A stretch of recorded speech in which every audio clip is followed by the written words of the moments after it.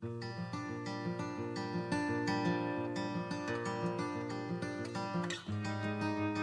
is April the 8th. Did Israel choose wisely? Let's find out together as we read Judges 1 through 4.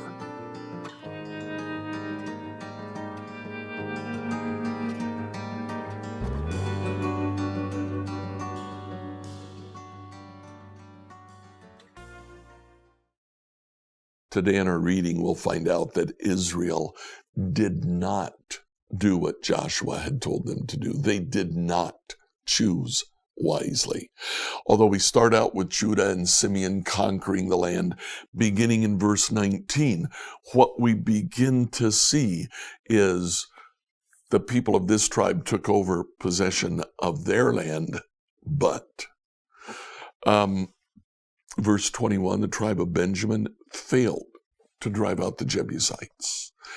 Verse 22, the descendants of Joseph attacked the town of Bethel, and the Lord was with them. But the tribe of Manasseh failed to drive out the people living in Beshan, Tanakh, Dor, Ibleam, Megiddo, and all their surrounding settlements. So on and so on. The next tribes that are mentioned say that they went to live in the land, but they didn't drive out the inhabitants. In chapter 2, a messenger comes from the Lord. The word for messenger is the word for angel, both in Hebrew and in Greek. So whether this was a prophet who came or an angel who came from the Lord, we're not totally sure. But he comes and he weeps because Israel has not obeyed the Lord. At chapter 2, we have drawn up for us a pattern that Israel follows. It says that Israel went after the gods of other nations. And as a result, the Lord sent against them an oppressor, a nation that sometimes would conquer them, sometimes would just weary them by constant attacks. Israel cries to the Lord, repents, and says, "Forgive us." And the Lord sends to them a deliverer. They are called judges in the book of Judges. The judge delivers Israel. And as long as the judge is alive, they stay faithful, but the judge dies, and the cycle repeats. Now, the cycle is repeated across many different tribes. Some of these may be happening concurrently. We're not totally sure. I tend to prefer an early date for the Exodus. If we do that, Judges takes place over about 400 years. If you take the later date, it takes place over about 200 years. Either can fit if you accept that judges serve at the same time in different regions of the land they're taking. 12 judges are mentioned in the book of Judges. We have details of 5 of them. In our reading for today, we have details given for Ehud, who delivered Israel from Moab, and the beginning of the story of Deborah and Barak in chapter 4. Enjoy today as you read Judges 1 through 4. Judges 1 to 4, New Living Translation. Judges 1. After the death of Joshua, the Israelites asked the Lord, which tribe should go first to attack the Canaanites? The Lord answered, Judah, for I've given them victory over the land. The men of Judah said to their relatives from the tribe of Simeon, join with us to fight against the Canaanites living in the territory allotted to us. Then we'll help you conquer your territory. So the men of Simeon went with Judah. When the men of Judah attacked, the Lord gave them victory over the Canaanites and Perizzites. They killed 10,000 enemy warriors at the town of Bezek. While at Bezek, they encountered King Adonai-Bezek and fought against him, and the Canaanites and Perizzites were defeated. Adonai-Bezek escaped, but the Israelites soon captured him and cut off his thumbs and big toes. Adonai-Bezek said, I once had 70 kings with their thumbs and big toes cut off, eating scraps from under my table. Now God has paid me back for what I did to them. They took him to Jerusalem, and he died there. The men of Judah attacked Jerusalem and captured it, killing all its people and setting the city on fire. Then they went down to fight the Canaanites, living in the hill country, the Negev, and the western foothills. Judah marched against the Canaanites in Hebron, formerly called Kiriath Arba, defeating the forces of Sheshai, Ahiman, and Talmai. From there they went to fight against the people living in the town of Debir, formerly called Kiriath Sepher. Caleb said, I'll give my daughter Achsah in marriage to the one who attacks and captures Kiriath Sepher. Othniel, the son of Caleb's younger brother Kenaz, was the one who conquered it. So Achsah became Othniel's wife. When Achsah married Othniel, she urged him to ask her father for a field. As she got down off her donkey, Caleb asked her, What's the matter? She said, Let me have another gift. You've already given me land in the Negev. Now please give me springs of water too. So Caleb gave her the upper and lower springs. When the tribe of Judah left Jericho, the city of palms, the Kenites, who were descendants of Moses' father-in-law, traveled with them into the wilderness of Judah. They settled among the people there, living near the town of Arad in the Negev. Then Judah joined with Simeon to fight against the Canaanites living in Zephath. They completely destroyed the town, so the town was named Hormah. In addition, Judah captured the towns of Gaza, Ashkelon, and Ekron, along with their surrounding territories. The Lord was with the people of Judah, and they took possession of the hill country. But they failed to drive out the people living in the plains, who had iron chariots. The town of Hebron was given to Caleb as Moses had promised, and Caleb drove out the people living there, who were descendants of the 3 sons of Anak. The tribe of Benjamin, however, failed to drive out the Jebusites who were living in Jerusalem. So to this day, the Jebusites live in Jerusalem among the people of Benjamin. The descendants of Joseph attacked the town of Bethel. The Lord was with them. They sent men to scout out Bethel, formerly known as Luz. They confronted a man coming out of the town and said to him, Show us a way into the town and we'll have mercy on you. So he showed them a way. They killed everyone in the town except that man and his family. Later, the man moved to the land of the Hittites, where he built a town. He named it Luz, which is its name to this day. The tribe of Manasseh failed to drive out the people living in Bashan, Tanakh, Dor, Ibleam, Megiddo, and all the surrounding settlements because the Canaanites were determined to stay in that region. When the Israelites grew stronger, they forced the Canaanites to work as slaves, but they never did drive them completely out of the land. The tribe of Ephraim failed to drive out the Canaanites living in Gezer, so the Canaanites continued to live there among them. The tribe of Zebulun failed to drive out the residents of Kitron and Nahalol, so the Canaanites continued to live among them, but the Canaanites were forced to work as slaves for the people of Zebulun. The tribe of Asher failed to drive out the residents of Akko, Sidon, Alab, Akzib, Helba, Afik, and Rehob.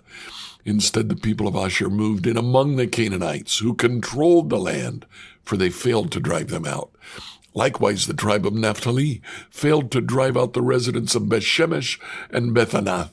Instead, they moved in among the Canaanites, who controlled the land. Nevertheless, the people of Bethshemesh and Bethanath were forced to work as slaves for the people of Naphtali. As for the tribe of Dan, the Amorites forced them back into the hill country and wouldn't let them come down into the plains. The Amorites were determined to stay in Mount Heres, Aijalon, and Shalbim. But when the descendants of Joseph became stronger, they forced the Amorites to work as slaves. The boundary of the Amorites ran from Scorpion Pass to Selah and continued upward from there. Judges 2. The angel of the Lord went up from Gilgal to Bochim and said to the Israelites, I brought you out of the land of Egypt into this land that I swore to give your ancestors. I said I would never break my covenant with you. For your part, you were not to make any covenants with the people living in this land. Instead, you were to destroy their altars, but you disobeyed my command. Why did you do this? So now I declare that I will no longer drive out the people living in your land. They will be thorns in your sides, and their gods will be a constant temptation to you. When the angel of the Lord finished speaking to all the Israelites, the people wept loudly. So they called the place Bokim, which means weeping, and they offered sacrifices there to the Lord. Joshua sent the people away. Each of the tribes left to take possession of the land allotted to them. And the Israelites served the Lord throughout the lifetime of Joshua and the leaders who outlived him, those who had seen all the great things the Lord had done for Israel. Joshua, son of Nun, a servant of the Lord, died at the age of 110.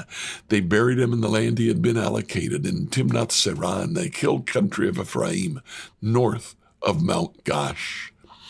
After that generation died, another generation grew up who did not acknowledge the Lord or remember the mighty things he had done for Israel.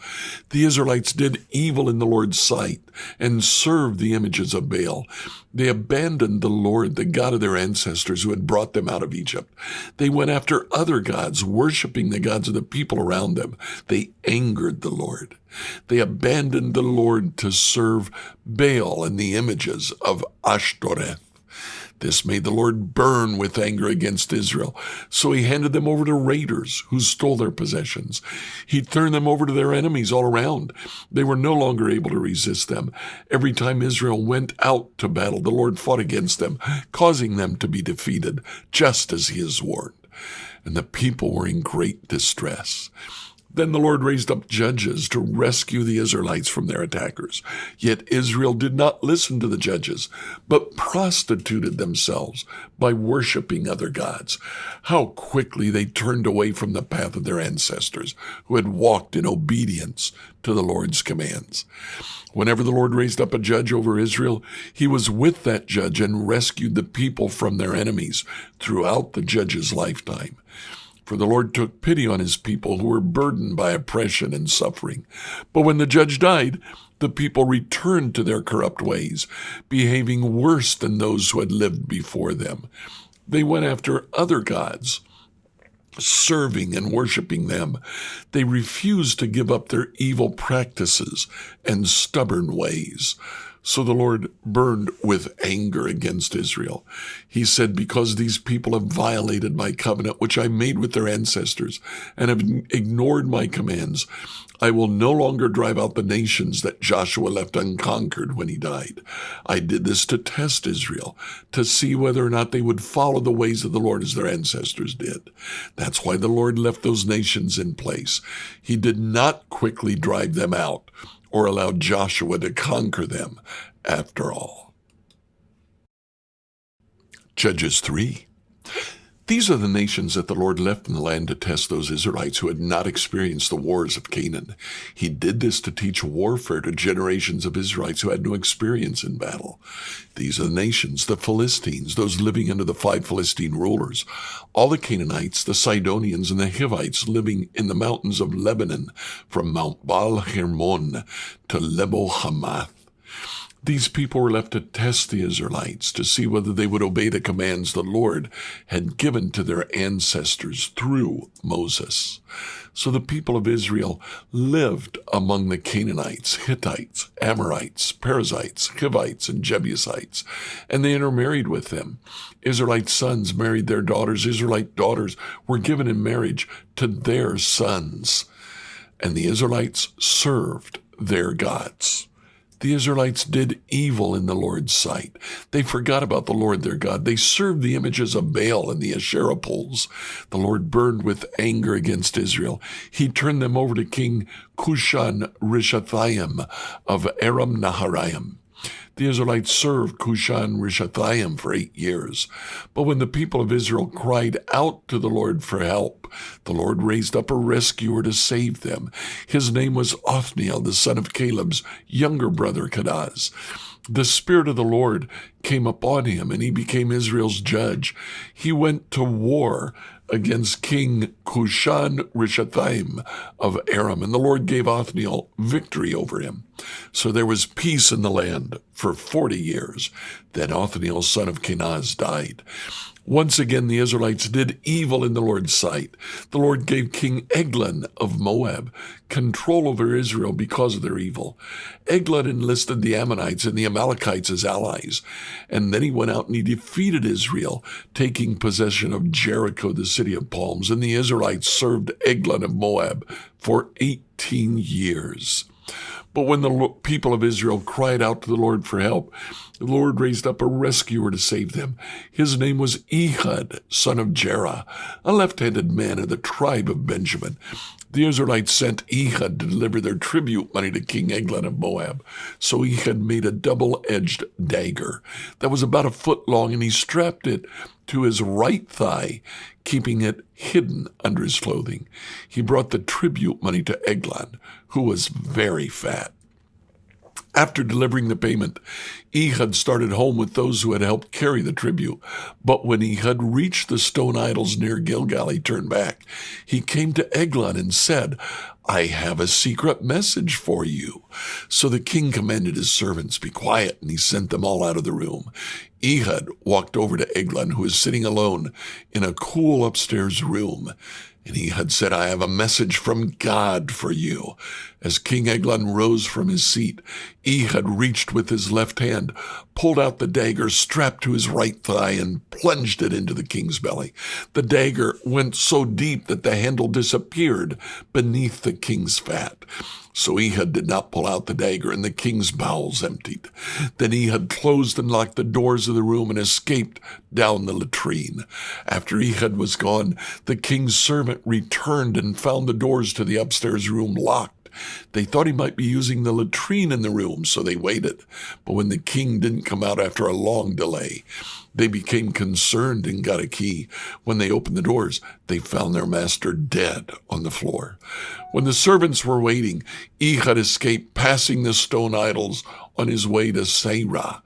When he arrived in the hill country of Ephraim, Ehud sounded a call to arms, and he led a band of Israelites down from the hills.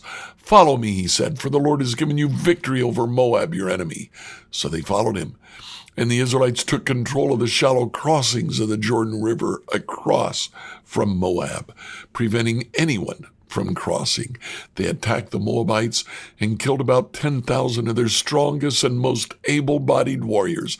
Not one of them escaped, so Moab was conquered by Israel that day, and there was peace in the land for 80 years.